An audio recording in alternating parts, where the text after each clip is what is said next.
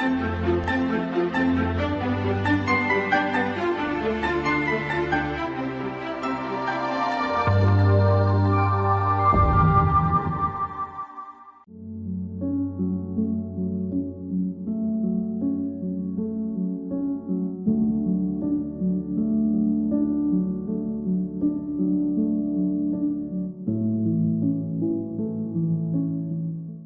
পাঠকবর্গ, আমরা এই পর্বে গ্রন্থাগার সূচীকরণ বিদ্যার অন্তর্গত একটি বিশেষ ইউনিট আলোচনা করব।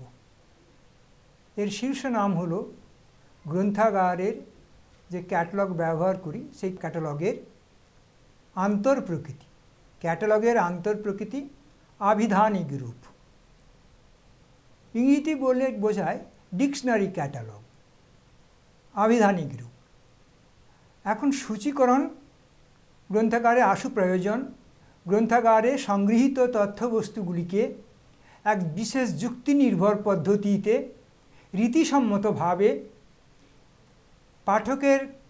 পাঠককে বোঝানোর জন্য বা জানানোর জন্য আমরা সূচি প্রণয়ন করে থাকি। এই সূচি প্রণয়নের অর্থই হলো পাঠকের মনে যে পুস্তকটির চাহিদা রয়েছে সেই পুস্তকটি যদি গ্রন্থাগারে থেকেও থাকে তাহলে সেই পুস্তকের বা যে কোনো পুস্তকের সামগ্রিক গ্রন্থ সম্বন্ধীয় যে বিবরণ সেই বিবরণগুলিকে আমরা বিশেষ রীতিসম্মতভাবে প্রথাগতভাবে ধারাবাহিকভাবে আমরা উপস্থাপিত করে থাকি, যাতে বিজ্ঞানসম্মতভাবে পুস্তকটির সম্বন্ধে একটি পরিপূর্ণ বিবরণ পাঠক পেতে পারে, যা দেখে পাঠক তার নিজের মনের চাহিদার সঙ্গে গ্রন্থাগারে প্রাপ্ত হবে কিনা পুস্তকটি বুঝতে পারে এবং তৎক্ষণাৎ চাহিদাটি তিনি গ্রন্থাগারিকের কাছে উপস্থাপিত করেন এবং গ্রন্থাগারিক মূল সারি থেকে পুস্তকটি সংগ্রহ করে পাঠকের হাতে তুলে দেন। তাই গ্রন্থাগারে পাঠককে তার নির্দিষ্ট পুস্তক পেতে এই সূচি অনেকখানি সাহায্য করে। এই সূচি প্রণয়ন করবার সময় তার ভেতরের লেখার বা প্রণয়নের প্রকরণ পদ্ধতি এবং শীর্ষক কেমনভাবে নির্বাচন করা হচ্ছে এবং সেই সূচিকে কেমন করে সুসজ্জিত করে রাখা হচ্ছে তার নানা দৃষ্টিভঙ্গি এবং চারিত্র্য বৈশিষ্ট্যকে কেন্দ্র করেই, অর্থাৎ তথ্যের চারিত্র্য বিশ্লেষণ এবং উপকরণকে উপস্থাপিত করা এবং গঠনমূলক দৃষ্টিভঙ্গিতে কেমন করে আমরা সূচি তৈরি করছি তার উপর নির্ভর করেই যে সূচি তৈরি হয় তাকে বলা হয় আন্তঃরূপ। এখানে দেখতে পাচ্ছি যে ক্যাটালগের বাহ্যিক আকৃতির মধ্যে কোনো একটি রূপ গ্রন্থাগারে ক্যাটালগের জন্য নির্বাচন করতে হবে। স্তবাকাকৃতি ক্যাটালগ গ্রন্থাগারে ব্যবহৃত হয় না বলে পুস্তকাকৃতি অথবা কার্ড এই দুটির একটি গ্রহণ করা হয়। কার্ড ক্যাটালগ ব্যয়বহুল এবং স্থানিক পরিসর প্রয়োজন হয়, সেই কারণে ছোট গ্রন্থাগারে পুস্তকাকৃতি ক্যাটালগ ব্যবহার করা যেতে পারে। মাঝারি বা বড় গ্রন্থাগারে কার্ড ক্যাটালগ ব্যবহার করা উচিত। কালক্রমে গ্রন্থাগারের আকার যতই বড় হবে কার্ড ক্যাটালগের জন্য তত বেশি জায়গার প্রয়োজন হয়ে পড়ছে। গ্রন্থাগার ক্রমবর্ধমান প্রতিষ্ঠান আমরা জানি। সব দিক থেকে বিবেচনা করে বাহ্যিক আকৃতি হিসাবে কার্ড ক্যাটালগকে আমরা ব্যবহার করছি। এই কার্ড ক্যাটালগের মধ্যেই আমরা গ্রন্থাগারের সংগৃহীত পুস্তকের প্রতিটি পুস্তকের জন্য কয়েকটি করে আমরা প্রলেখ তৈরি করে থাকি, যেখানে গ্রন্থের বিবরণগুলি বিশেষ পদ্ধতি এবং রীতিসম্মতভাবে উপস্থাপিত করা হচ্ছে। এই ক্যাটালগের বাহ্যিক রূপ নির্দিষ্ট হলেই তখনই আমরা নির্ধারণ করছি আন্তঃরূপ বা ইনার ফর্ম অফ ক্যাটালগ। ক্যাটালগের আভ্যন্তরীণ রূপই হলো তার আন্তঃপ্রকৃতি। কার্ডে এন্ট্রিগুলি একক, ফলে কার্ডে মুখ্য এন্ট্রি, অতিরিক্ত এন্ট্রি, বিষয় শীর্ষক এন্ট্রি ইত্যাদি প্রস্তুত করে সেই এন্ট্রিগুলির আন্তর্বিন্যাস ক্যাটালগে যেভাবে করা হবে, অর্থাৎ আন্তর্বিন্যাসের বিশেষ পদ্ধতির জন্য ক্যাটালগ যে রূপ গ্রহণ করবে সেই রূপই হলো ক্যাটালগের আভ্যন্তরীণ রূপ বা আন্তঃপ্রকৃতি।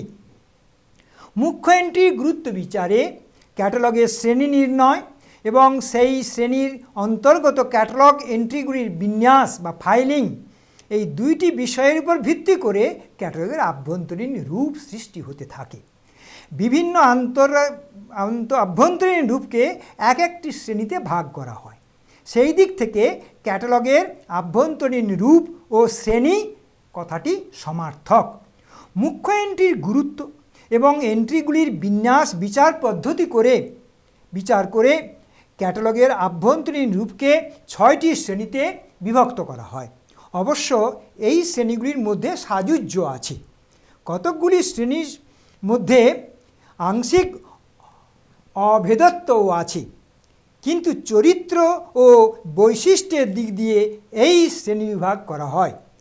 একটি হলো আবিধানিক ক্যাটালগ, 2 বর্গীকৃত ক্যাটালগ, 3 গ্রন্থকার ক্যাটালগ, 4 নাম ক্যাটালগ, 5 বর্ণানুক্রমিক বিষয় ক্যাটালগ, 6 বর্ণানুক্রমিক বর্গীকৃত ক্যাটালগ। গ্রন্থাগারে ব্যবহারের জন্য একটি ক্যাটালগ থাকে। এই 6 ধরনের মধ্যে একটি ব্যবহার করা যায়। আর এক ধরনের ক্যাটালগ আছে একাধিক গ্রন্থাগারের সামগ্রিক সংগ্রহের রেকর্ডের জন্য। সেই ক্যাটালগকে আমরা বলি ইউনিয়ন ক্যাটালগ। এই 6 শ্রেণীর ক্যাটালগকে এন্ট্রির বিন্যাস পদ্ধতি অনুসারে আবার 2টি ভাগে বিভক্ত করা যায়।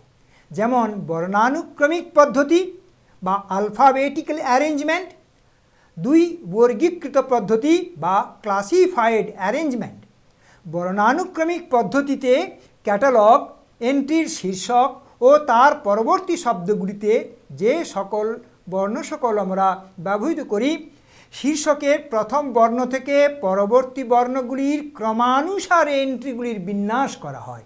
বিন্যাস পদ্ধতির প্রকার অনুযায়ী উল্লিখিত যে 6টি আভ্যন্তরীণ রূপ আমরা বলেছি, তাকে 2টি শ্রেণীতে বিভক্ত করা যায়।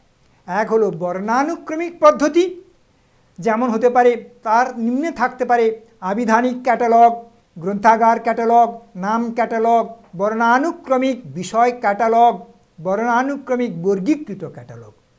এই 5টি শ্রেণীর ক্যাটালগের এন্ট্রির বিন্যাস ব্যবস্থা এন্ট্রিতে ব্যবহৃত হয় বর্ণ, ক্রম অনুসারে সেগুলি সাজানো হয়। মুখ্য এন্ট্রিতে কল নাম্বার থাকলে তখন যে বিন্যাস ব্যবস্থা হবে সেটিকেই আমরা বলছি বর্গীকৃত পদ্ধতি। তার মধ্যে আসবে বর্গীকৃত ক্যাটালগ বা ক্লাসিফাইড ক্যাটালগ।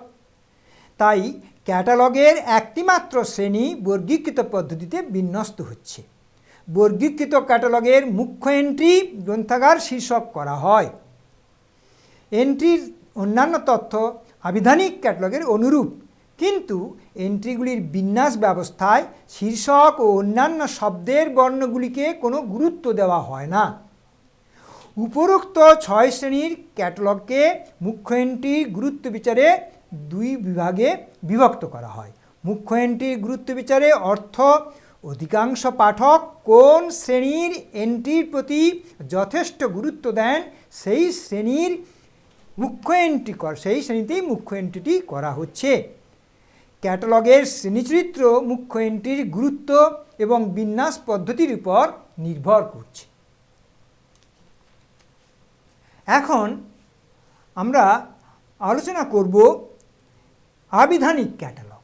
এই আবিধানিক ক্যাটালগের কী চরিত্র, বৈশিষ্ট্য, কেমনভাবে বিন্যাস করা হচ্ছে, তা লিখার বা প্রকরণের উপস্থাপনের রীতি পদ্ধতি কী, সেগুলি আমরা আলোচনা করলে আবিধানিক যে বা অন্তর্রূপ, আবিধানিক রূপের যে সূচি, সেই সূচি সম্বন্ধে আমাদের ধারণা স্পষ্ট হবে। এক্ষেত্রে একটা জিনিস আমাদের মনে রাখতে হবে যে এখানে শীর্ষকে আমরা শব্দ ব্যবহার করছি বা ধারণা ব্যবহার করছি যা বর্ণ দিয়ে উৎপন্ন হয়, তাই এটা শব্দবাচক, বর্ণানুক্রমিক।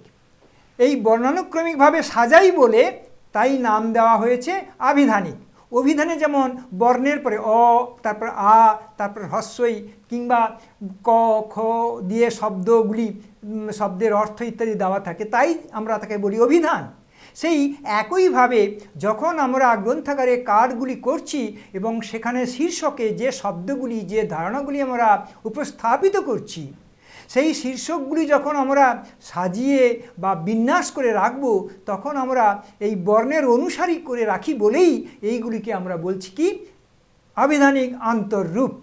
তাহলে মুখ্য এন্ট্রি, অতিরিক্ত এন্ট্রি, বিষয় শীর্ষক এন্ট্রি, দেখুন এবং আরও দেখুন যে নির্দেশক কার প্রভৃতি সম্মিলিত করে আমরা রাখি এবং সেই এন্ট্রিগুলির বর্ণানুক্রমিক বিন্যাস করে আবিধানিক ক্যাটালগ প্রস্তুত করি।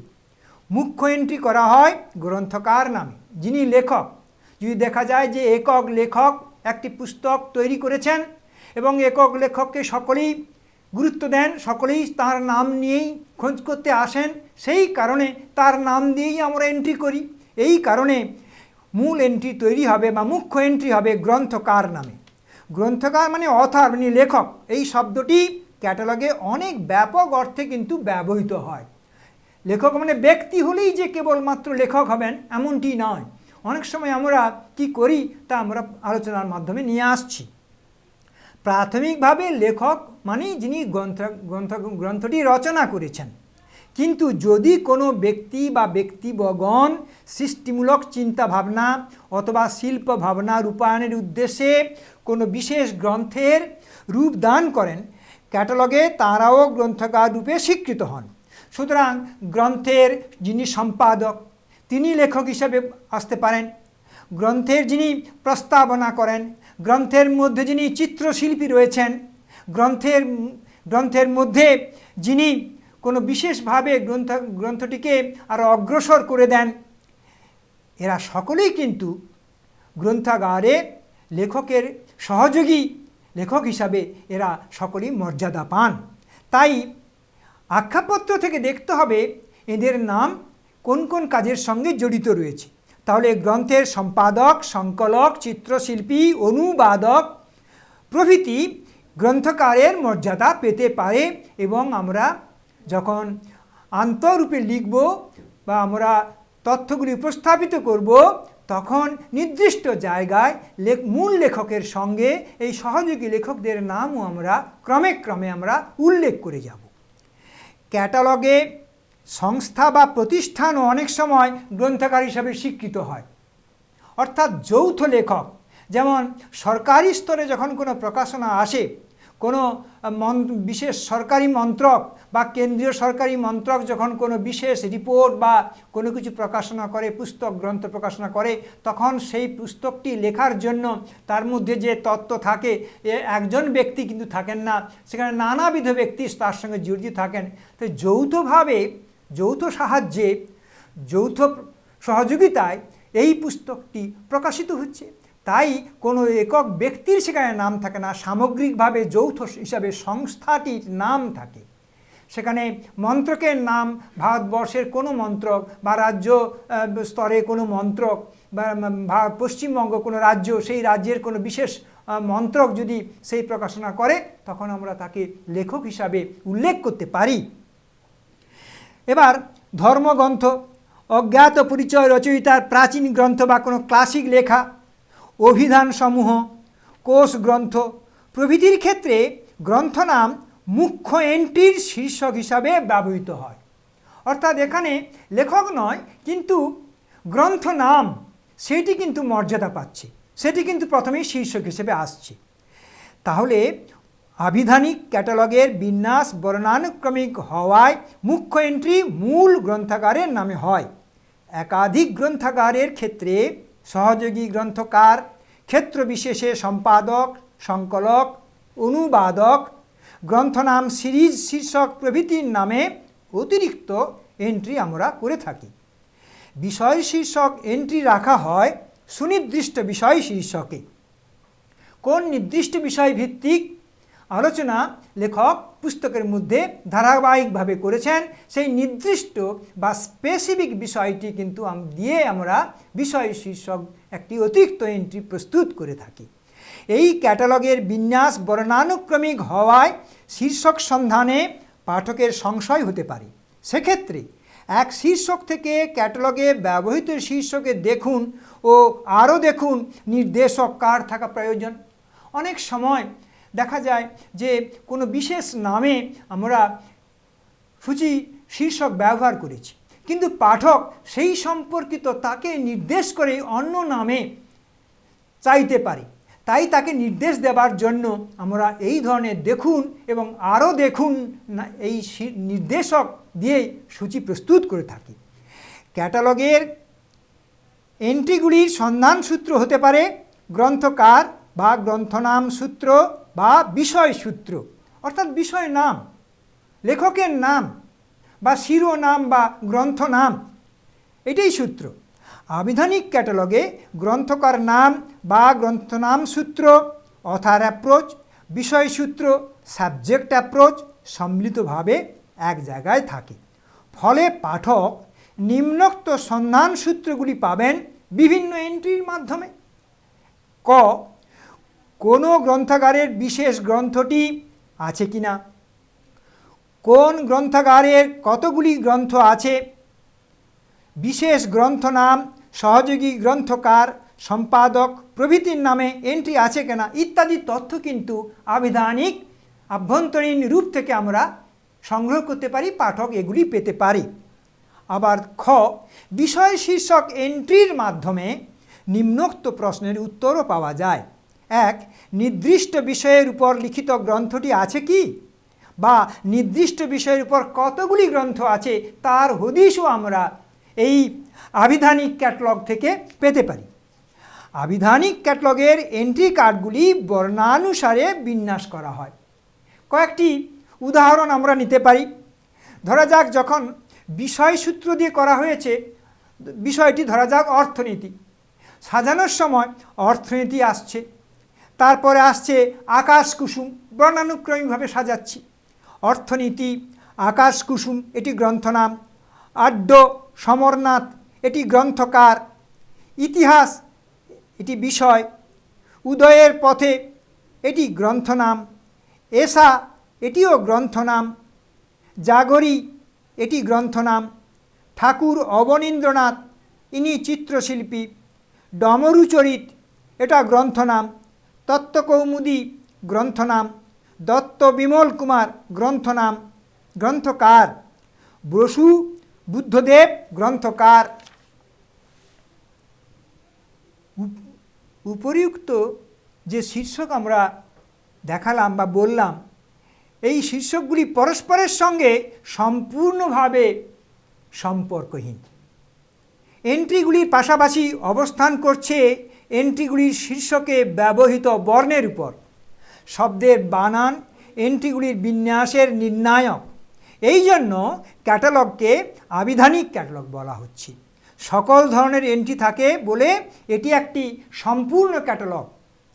তাহলে আবিধানিক ক্যাটালগের বিষয়মুখী অংশে বিষয় শীর্ষক এন্ট্রি বিন্যাস করা হয়। বিষয় শীর্ষকগুলি সুনির্দিষ্ট হতে হবে।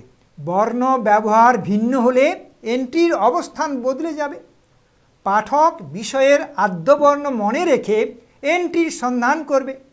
যেমন জ্যামিতি বিষয়ের গ্রন্থ জ্যা বা জ্যামিতি বিষয়ের শীর্ষক প্রস্তুত করা হচ্ছে, বীজগণিতের গ্রন্থ বীজগণিত শীর্ষকে প্রস্তুত করা হচ্ছে, পাটিগণিত বিষয়ের শীর্ষক পাটিগণিত হবে। যদিও এই তিনটি বিষয় গণিতের অন্তর্ভুক্ত, সুনির্দিষ্ট বিষয় শীর্ষক বিচারে তিনটি বর্ণ পৃথক। পাঠকের সন্ধান সূত্র হবে জ্যামিতি জ দিয়ে, বীজগণিত ব দিয়ে, পাটিগণিত প দিয়ে, আর গণিত বিষয় শীর্ষক করলে এন্ট্রিগুলির বিন্যাস হবে গ শীর্ষকের ফলে। ফলে এগুলি যখন আবিধানিকভাবে বিন্যস্ত হবে তখন এই বর্ণের কারণে একই সম্পর্কিত বিষয়গুলি বিভিন্ন জায়গায় ছড়িয়ে পড়ছে। এটা একটা ত্রুটির দিক আবিধানিক রূপের ক্ষেত্রে, ক্যাটালগের ক্ষেত্রে। তাই বর্ণানুক্রমিক বিন্যাসের জন্য আবিধানিক ক্যাটালগের মধ্যে সম্পর্কযুক্ত বিষয়গুলি আদ্যবর্ণের ভিন্নতার জন্য বিভিন্ন স্থানে বিন্যস্ত হয়ে যাচ্ছে। সম্পর্কযুক্ত বিষয়গুলি এবং ব্যাপক বিষয়ের শাখাগুলি বিপরীতভাবে বিন্যাস করলে এই অসুবিধা থেকে আমরা কিছুটা সুবিধা পেতে পারি। একটা উদাহরণ আমরা দেখতে পাই, অর্থনৈতিক ভূগোল কি বাণিজ্যিক ভূগোল যথাক্রমে অ বর্ণে ও ব বর্ণে বিন্যস্ত হবে। সম্পর্কযুক্ত বিষয় হলেও দুটির বিন্যাস পৃথকভাবে হচ্ছে, তাই পরবর্তীত বিষয় শীর্ষক ব্যবহার করলে পাশাপাশি বিন্যাস এভাবে আমরা করতে পারি, ভূগোল অর্থনৈতিক, ভূগোল বাণিজ্যিক। তার ফলে ভূগোলের বিভিন্ন দিকগুলি এক জায়গায় আসার সম্ভাবনা দেখা দিচ্ছে এবং ব্যবহারের সুবিধে পাবে। তাই আবিধানিক ক্যাটালগে সব ধরনের এন্ট্রি থাকলেও মুখ্য এন্ট্রি গ্রন্থকারের নামে প্রস্তুত করা হয়। অতিরিক্ত এন্ট্রি সহযোগী গ্রন্থকার, গ্রন্থনাম প্রভৃতির নামে হয়ে থাকে। ক্যাটালগ এন্ট্রির বিন্যাস ব্যবস্থায় মধ্যেও গ্রন্থকার, গ্রন্থনাম প্রভৃতির গুরুত্ব থাকে। ফলে আবিধানিক ক্যাটালগে তথ্য এবং গঠন রীতির মধ্যে গ্রন্থকারের গুরুত্বই বেশি। পাঠক ও ব্যবহারকারীর ক্যাটালগ ব্যবহারের ক্ষেত্রে প্রধান সূত্র সন্ধান হচ্ছে গ্রন্থকার নাম বা গ্রন্থনাম। আবিধানিক ক্যাটালগ সেই কারণে গ্রন্থাকারমুখী ক্যাটালগ। গ্রন্থকারমুখী ক্যাটালগ অর্থাৎ এখানে বেশিরভাগ সূচি লেখকের নামে বা গ্রন্থকারের নামে হয়ে থাকে। আবিধানিক ক্যাটালগে দেখা যায় গ্রন্থকার নাম, সহযোগী গ্রন্থকার নাম, সম্পাদক, অনুবাদক, চিত্রশিল্পী প্রভৃতির নাম অথবা বিষয় শিরোনাম যাই হোক না কেন সবগুলি সুনির্দিষ্ট। এই সুনির্দিষ্ট শীর্ষকের শব্দটি জানলেই বর্ণের ক্রম অনুসারে এন্ট্রি তৈরি করা যাবে। তেমনি সুনির্দিষ্ট শীর্ষকে ব্যবহৃত শব্দটি না জানলে বা সংশয় থাকলে এন্ট্রি পাওয়া যাবে না। আবিধানিক ক্যাটালগের কার্যকারিতা ও সীমাবদ্ধতার মূল উৎস হচ্ছে এখানেই। যেসব পাঠক ও ব্যবহারকারী সুনির্দিষ্ট তথ্য সন্ধান করেন তা গ্রন্থকার বা বিষয় যাই হোক না কেন, আবিধানিক ক্যাটালগ তাদের কাছে অত্যন্ত কার্যকরী, ফলপ্রসূ এবং দ্রুত তথ্য নির্দেশক। কর্পোরেট বডি অথবা গ্রন্থনামের ক্ষেত্রে নির্বাচিত শব্দ বা শব্দগুচ্ছের আদ্যবর্ণ ক্যাটালগের এন্ট্রি বিন্যাসকে প্রভাবিত করে। সুনির্দিষ্ট এন্ট্রি ভিত্তিক বলে আবিধানিক ক্যাটালগে শিরোনামের বর্ণবিন্যাস খুবই গুরুত্বপূর্ণ। বিষয় শিরোনামের ক্ষেত্রেও একথা খুবই সত্য। কিন্তু সুনির্দিষ্ট বিষয় শিরোনাম শব্দটি আপেক্ষিক। গ্রন্থে আলোচিত বিষয়টির বা বিষয়গুলির পরিমিতি এবং জ্ঞান জগতের বিশেষ শাখা বা বিভাগ যাকে সংক্ষিপ্ততম বিষয় শিরোনাম অভিহিত করা হয় সেই গ্রন্থের সুনির্দিষ্ট বিষয় শীর্ষক হতে পারে গ্রন্থে আলোচিত বিষয়ের পরিমিতি অনুসারে এবং জ্ঞান জগতের বিশেষ বিভাগ অনুসারে, যেমন বিজ্ঞান, গণিত, জ্যামিতি, সামতলিক ক্ষেত্র। এক্ষেত্রে গণিত বিজ্ঞানের তুলনায় সুনির্দিষ্ট বিষয়, কিন্তু জ্যামিতির তুলনায় ব্যাপক বিষয়। তেমনি জ্যামিতির গণিতের তুলনায় সুনির্দিষ্ট বিষয়, কিন্তু সামতলিক ক্ষেত্রের তুলনায় ব্যাপক বিষয়। অতএব সুনির্দিষ্ট বিষয় এই তত্ত্বটি আপেক্ষিক। সুতরাং গ্রন্থে আলোচিত বিষয়ের পরিমিতি বিচার করে সুনির্দিষ্ট বিষয় নির্ণয়ন করতে হবে। বর্ণানুক্রমিক বিন্যাসের জন্য আবিধানিক ক্যাটালগের এন্ট্রিগুলির ক্যাটালগের বিভিন্ন স্থানে সম্পর্কবিহীনভাবে বিন্যস্ত হয় বর্ণের ক্রম অনুসারে। পাঠক বা ব্যবহারকারীর পক্ষে কোনো একটি বিষয়ের উপর রচিত সবগুলি গ্রন্থের এন্ট্রি একই স্থানে পাশাপাশি পাওয়া সম্ভব হয় না। অন্যদিকে ক্যাটালগে ব্যবহৃত এন্ট্রির শিরোনামের আদ্যবর্ণ সঠিকভাবে না জানার জন্য প্রার্থিত শিরোনামের সন্ধান পাওয়া যায় না। সংশ্লিষ্ট ও সম্পর্কিত বিষয়গুলির শিরোনাম বর্ণভেদে ক্যাটালগের বিভিন্ন স্থানে বিন্যস্ত হয়ে যাচ্ছে। গ্রন্থকার নাম, গ্রন্থ নাম, বিষয় শিরোনাম প্রভৃতি বিশেষ রূপটির আদ্যবর্ণ যা ক্যাটালগে এন্ট্রির শীর্ষকে ব্যবহৃত হয়েছে পাঠক বা ব্যবহারকারীর জানা না থাকলে এন্ট্রির সন্ধান পাওয়া সম্ভব হয়ে ওঠে না। সন্ধান সমস্যাটিকে আরও জটিল করে তোলে যখন সমার্থক শব্দ এসে যায়, যে কোনো বিষয়ের একাধিক সমার্থক শব্দ থাকতে পারে। পাঠক বা ব্যবহারকারী যে শব্দটির অধীনে এন্ট্রি সন্ধান করছেন সেই শব্দ ব্যবহার করে ক্যাটালগের সমার্থক ব্যবহার করলে প্রার্থিত এন্ট্রি পাওয়া যাবে না। যেমন তারকা বা নক্ষত্র, যুক্তিবিজ্ঞান বা তর্কবিজ্ঞান। এক্ষেত্রে সমার্থক শব্দের আদ্যবর্ণ ভিন্ন ভিন্ন হওয়ায় ক্যাটালগ এন্ট্রির অবস্থান এবং পাঠকের সন্ধান সূত্র পার্থক্য হয়ে যাচ্ছে, আলাদা হয়ে যাচ্ছে। অনেক ক্ষেত্রে একই গ্রন্থকার বা গ্রন্থ নামের একাধিক রূপ থাকতে পারে। গ্রন্থ নামের ছদ্মনাম বা ব্যক্তি নাম, বিবাহিতা মহিলার কুমারী নাম বা বিবাহোত্তর নাম, বেদ এবং ঋগ্বেদ প্রভৃতির উদাহরণ দেখলে এই সমস্যাগুলি সম্বন্ধে আমরা বুঝতে পারব। আবিধানিক ক্যাটালগের বর্ণানুক্রমিক বিন্যাস ব্যবস্থায় উপরোক্ত সমস্যাগুলি সমাধানের জন্য আমরা তখন দেখুন এবং আরও দেখুন নির্দেশক ব্যবহার করে থাকি। এই নির্দেশক এবং বা কার্ড ব্যবহার করে পাঠককে আমরা সহযোগিতা করি।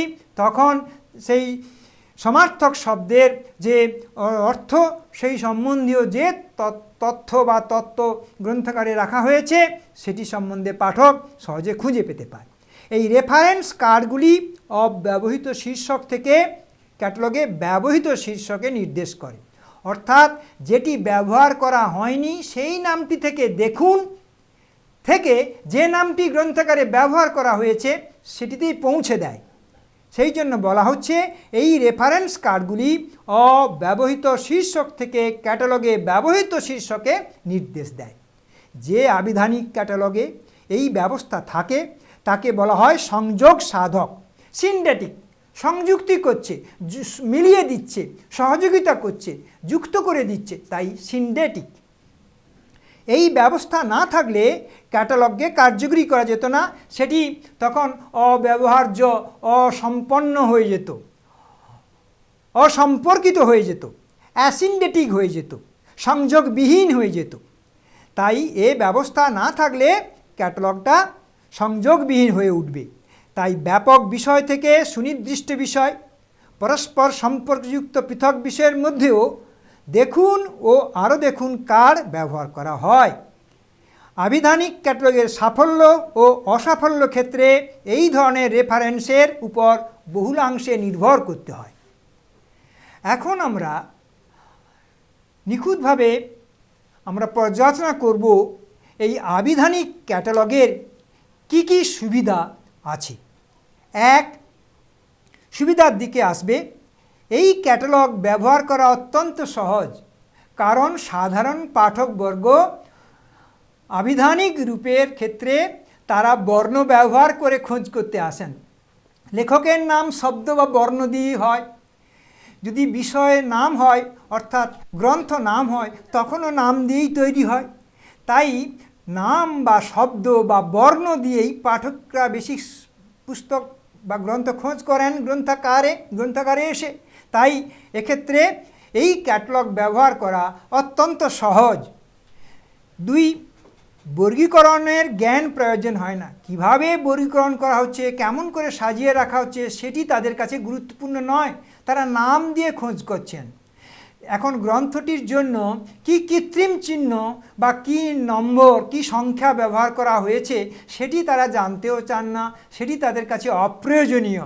তাই বর্গীকরণের জ্ঞান সম্বন্ধে তাদের অবহিত না হলেও চলবে, তাদের কোনো জ্ঞান প্রয়োজন নেই। তাই এটি সহজ সরল, এটি পাঠকের ব্যবহার করার ক্ষেত্রে খুব সহজ সরল হচ্ছে, কারণ বর্গীকরণের কোনো জ্ঞান তাদের প্রয়োজন হচ্ছে না। শব্দভিত্তিকভাবে, বর্ণভিত্তিকভাবে তারা তাদের ঈপ্সিত গ্রন্থটিকে গ্রন্থাগার থেকে খুঁজে নিতে পারছেন। এবার সুনির্দিষ্ট শীর্ষক সন্ধান ত্বরান্বিত হয়। 4, তাৎক্ষণিক প্রয়োজনের জন্য ব্যবহার উপযোগী। অতি চটজলদি তারা ব্যবহার করতে পারেন, কোনো শব্দ বা নাম দিয়ে কোনো একটি তথ্যবস্তু তারা খোঁজ করতে পারেন। তাই তাৎক্ষণিক প্রয়োজনের দৃষ্টিভঙ্গিতে এটি খুব উপকারী এবং কার্যকরী হয়। সকল প্রকারের এন্ট্রির জন্য বিন্যাস পদ্ধতি একই হওয়ায় এটি খুব সুবিধাজনক হচ্ছে। 6 সুনির্দিষ্ট বিষয় শিরোনাম যে কোনো বিষয়ের উপর এন্ট্রিকে তাৎক্ষণিকভাবে নির্দেশ করতে পারে এই আবিধানিক ক্যাটালগ। বিষয় শিরোনাম নির্বাচন কোনো বর্গীকরণ পদ্ধতি নির্ভর নয় বলে প্রয়োজন মতো বিষয় শীর্ষক এন্ট্রিগুলিকে একত্রিত করা এবং এন্ট্রিগুলির মধ্যে সংযোগ সাধন করা খুব সহজেই করা যায়। 8 ক্রমিক 8 সুবিধা পাঠক বা ব্যবহারকারী সম্ভাব্য সন্ধান সূত্র অনুযায়ী বিষয় শীর্ষক গঠন ও নির্বাচন করা সম্ভব হচ্ছে। তাই আবিধানিক ক্যাটালগ কিন্তু সাধারণ পাঠকের কাছে খুবই গুরুত্বপূর্ণ, খুবই কার্যকরী, কারণ তারা শব্দ দিয়ে খোঁজ করেন, বর্ণ দিয়ে খোঁজ করেন। তাই এই ক্যাটালগে এমনভাবে সুসজ্জিত করা হয়, বিন্যাস করা হয়, তারা বর্ণ অনুযায়ী এটিকে সহজে খুঁজে পান। এখন আমরা দেখব এই আবিধানিক ক্যাটালগের কি কি অসুবিধে আমাদের কাছে আসতে পারে। সাধারণভাবে যে অসুবিধাগুলি আসে সেগুলি হলো বিষয় শীর্ষকের ক্ষেত্রে সমার্থক শব্দগুলির মধ্যে সঠিক শীর্ষক নির্বাচন করা ব্যবহারিক ক্ষেত্রে কঠিন হয়। আর বর্ণানুক্রমিক বিষয় বিন্যাসের ক্ষেত্রে একই বিষয়ের বিভিন্ন শাখা ও বিভাগ এবং সংশ্লিষ্ট ও সম্পর্কিত বিষয়গুলির এন্ট্রি ক্যাটালগের বিভিন্ন স্থানে অবস্থান করছে, বিষয়মুখী ব্যবহারের জন্য যথাযথভাবে কার্যকরী হয় না। বিষয় শীর্ষক গঠনের সমতা রক্ষার জন্য বিষয় শীর্ষক তালিকা ব্যবহার করতে হয়। নতুন নতুন বিষয় এবং বিষয় শীর্ষকের রূপ পরিবর্তনের ফলে ক্যাটালগে ব্যবহৃত বিষয় শীর্ষক অপ্রচলিত হয়ে পড়তে পারে। গ্রন্থকার নাম, গ্রন্থ নাম, বিষয় শীর্ষক এন্ট্রির ক্ষেত্রে সুনির্দিষ্ট শিরোনাম গঠন কঠিন ও সমস্যা সংকুল কাজ। তাই আমরা বলতে পারি যে আবিধানিক ক্যাটালগ একটা গুরুত্বপূর্ণ। আবিধানিক ক্যাটালগ গ্রন্থাগারে একটি গুরুত্বপূর্ণ আন্তঃরূপের ক্যাটালগ। এটি শব্দভিত্তিকভাবেই আমরা তৈরি করি এবং শব্দ দিয়ে শীর্ষক তৈরি করা হয়। এই বর্ণমালা দিয়ে বর্ণ দিয়েই আমরা সাজিয়ে রাখি। তাই এটা আবিধানিক রূপেই পরিচিতি পায়। এটা সাধারণ পাঠক ব্যবহার করতে সুবিধে পায় বটে, কিন্তু যদি গ্রন্থাগারে পুস্তকের পরিমাণ প্রচুর হয়ে থাকে এবং ধরা যাক প্রতিটি পুস্তকের জন্য গ্রন্থাকার নামে তারপর গ্রন্থ নাম দিয়ে বিষয় শীর্ষক দিয়ে যদি করি, তাহলে অনেকগুলি আমাদের এন্ট্রি বা প্রলেখ তৈরি হচ্ছে, কার তৈরি হচ্ছে। তাহলে ধরা যাক যদি প্রতি পুস্তকের জন্য 2টি কি 3টি করে কার প্রস্তুত করতে হয়, তাহলে কয়েক হাজার পুস্তক বা লক্ষাধিক পুস্তকের জন্য বিস্তৃত বা বৃহত্তর গ্রন্থাগারে, বিশ্ববিদ্যালয় গ্রন্থাগারে, মহাবিদ্যালয় গ্রন্থাগারে, সাধারণ গ্রন্থাগারে কত পরিমাণ কার তৈরি হচ্ছে। সেই সমস্ত কারকে যদি একইভাবে বর্ণানুক্রমিকভাবে সাজাতে হয়, তাহলে সেই যে একটা লাঘব, সেই যে একটা বৃদ্ধি, সেই যে একটা বোঝা, সেটা কিন্তু পাঠকের পক্ষে একটু কঠিন হয়ে যায়। তথাপি বলবো যে আমরা এই আবিধানিক ক্যাটালগ সবই খুব গুরুত্বপূর্ণ, এর সুবিধার দিকটি খুব আছে। তবুও নানা রকমের প্রচেষ্টা, নানা রকমের প্রকল্পের মাধ্যমে, এই নির্দেশক প্রকল্পের মাধ্যমে, সমার্থক শব্দের মাধ্যমে আমরা নানাভাবে পাঠককে সাহায্য সহযোগিতা করে থাকি। এটা আবিধানিক যে আন্তঃরূপ, এটা করতেও সহজ, পাঠকরা সহজে বুঝতে পারে। তাদের এখানে বর্গীকৃত ক্যাটালগ নয় বা এখানে বর্গ সংখ্যার কোনো প্রয়োজন হয় না। সেই দৃষ্টিভঙ্গিতে এটি খুবই কার্যকরী এবং সুবিধামূলক, কারণ আমরা গ্রন্থাগারে ব্যবহার করতে পারি। এবং সামান্য কিছু ত্রুটির দিক আছে, এই কারণে যদি গ্রন্থাগারে অধিক পরিমাণে গ্রন্থ আসে, তাহলে অধিক পরিমাণে ক্যাটালগ কার্ড হয়ে যায়। সেক্ষেত্রে তখন আরও একটা বিশেষভাবে শুধু কেবলমাত্র গ্রন্থকারদের জন্য কিংবা গ্রন্থ নামের জন্য কিংবা বিষয়ভিত্তিকভাবে আমাদেরকে ক্যাটালগ কার্ড আমরা সজ্জিতকরণ করতে পারি পৃথক পৃথকভাবে। সেটিও একটা সাহায্য করা সুবিধাজনক একটা অবস্থা বটে। তৎসত্ত্বেও আবিধানিক ক্যাটালগ কিন্তু দীর্ঘদিনের, এটি গুরুত্বপূর্ণ। এর ব্যবহার এবং এর মধ্যে যে যে নিয়ম প্রণালী কোড দিয়ে যে এই আবিধানিক ক্যাটালগ প্রস্তুত করা হয় সেটিও খুব গুরুত্বপূর্ণ এবং এটি সকলের কাছে এটা সহজেই প্রতিবদ্ধ হয়, বোধগম্য হয়। তাই এই যে মানে আভ্যন্তরীণভাবে বা ভেতরের ভাবে যে আবিধানিক ক্যাটালগ প্রস্তুত প্রণালী, এটা আন্তঃরূপ বিশিষ্ট, এটা কিন্তু খুব কার্যকরী এবং বিশিষ্ট গ্রন্থাগার থেকে শুরু করে বিভিন্ন গ্রন্থাগারে কিন্তু এই আভ্যন্তরীণ রূপটি বা আভ্যন্তরীণ এই যে আবিধানিক রূপটি কিন্তু ব্যবহার হয়ে আসছে কার্যকরীভাবে।